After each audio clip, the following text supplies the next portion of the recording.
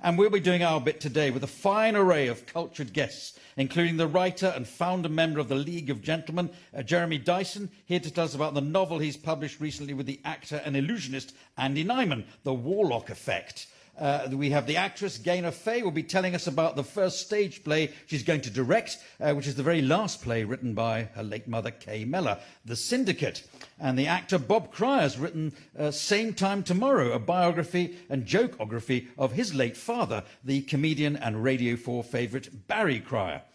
Music today comes from the singer-songwriter and Leeds icon Corinne Bailey Rae, and my co-host this week is the presenter of BBC Radio Leeds breakfast show, Rima Ahmed. Now, who do you have for us, Rima?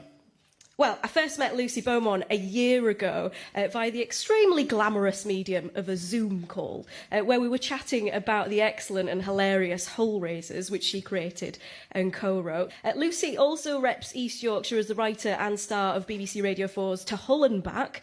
She's been nominated for a BAFTA for Meet the Richardsons, which is a fictional sitcom of her marriage to John Richardson, which has been described as occupying the sweet spot between Curb Your Enthusiasm and The Only Way is Essex. That was by The Times. She's now off on tour, and we'll hopefully be getting all the goss on that. Excellent. Ladies and gentlemen, the guests.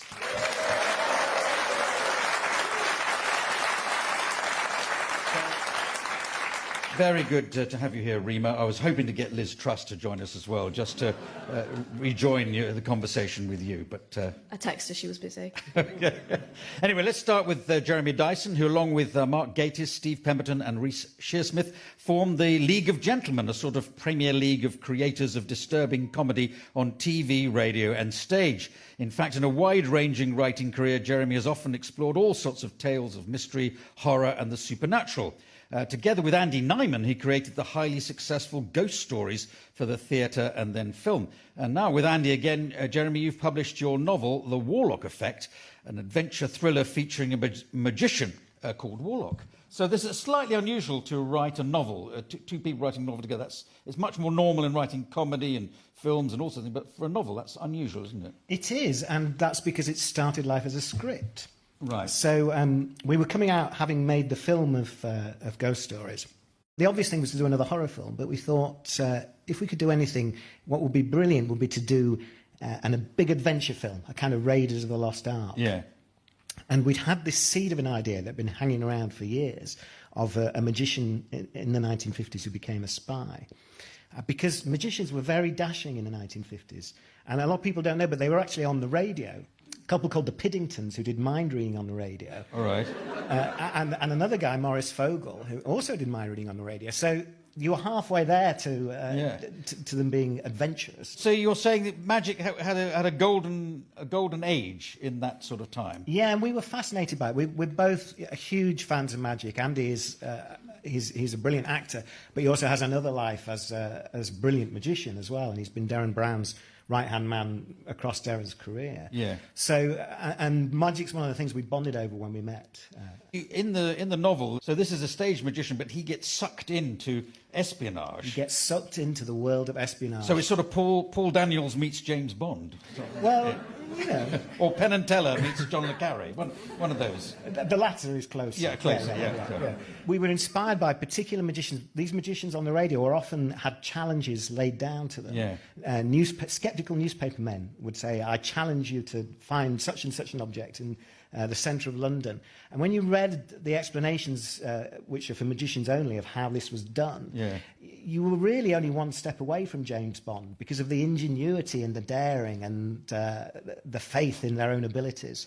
So it didn't seem far to push that over into, well, what happened if one of them got recruited by the Secret Service? But before we get to the recruitment, what is the... what was the attitude of these newspapers and magazines? They were saying, "Oh, you're a fake, you're a phony." Totally. Obviously, it's an act, isn't it? Well, there was a lot of umbrage because I think people expected more of broadcasters in those days, and there was. I don't like the malicious look in your eye at me. Then no. I'm doing my very best. It was on the BBC. It was a matter of great rectitude, wasn't it, to be speaking the truth? Yes, and I think it still is. But so there was a get themselves tied up in knots sometimes, trying to get the right line. There was a journalist called Arthur Helliwell who challenged Maurice Fogel to prove that what he was doing was real. Yeah. But the audience didn't care, so even though, of course, Fogel couldn't prove it was real. So this has started life as a novel, but do you have ambitions for it? Can you see it being filmed or put on stage or whatever? I'm delighted to say that this afternoon, before I set off for here, I submitted the first draft of the first episode of a proposed TV adaptation. Oh, wow. And is this a one-off, or would it be a whole series to take in all of the story? It would be a series, yes. Oh, excellent. Yes, so we're very excited about that, yeah. Well, I think that counts as a scoop for loose ends. But I did just want to ask you about the League of Gentlemen, yes. and your, would it be fair to say, an obsession with, you know, the supernatural, the creepy, the odd side of life, or where does this come from? Well, it's the thing that bonded us all together. It's the thing that we made friends over. Yeah. But in the first place, why? Because it's either in the book or maybe I've just read an interview. You were into this kind of thing sort of when you were 5 years old. All of us. We can all date where we were on a particular Tuesday night because Carry On Screaming was on television for the first time, and we were all watching it, yes, you know, excitedly. So it was a thing that we all shared, a passion. So that brought you together, and the other members of the League of Gentlemen, of course, they were at a drama school together. Yes. But you never wanted to be on screen or on stage or even on the radio. You wanted to be, what, an Eminence Grise? I was, when they were studying drama down the road in Bretton Hall in Wakefield, I was at Leeds University doing philosophy. Yes. So you're a cut above, goofing around on the telly. A step to one side. Yes. I did try the drama club at Leeds University, and you went in on the first day and they were making you run round and pretend to be a dog.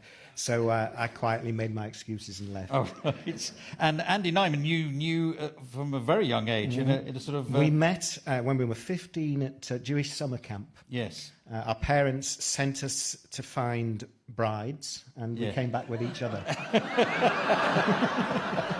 I think you might have found a bride eventually, but Jeremy Dyson, good to see you again. The Warlock Effect by Jeremy Dyson and Andy Nyman is available now, and you've been talking about this at the Ilkley Literary Festival. I think there may be one or two more dates to come. Yeah. Thank you very much, Jeremy Dyson.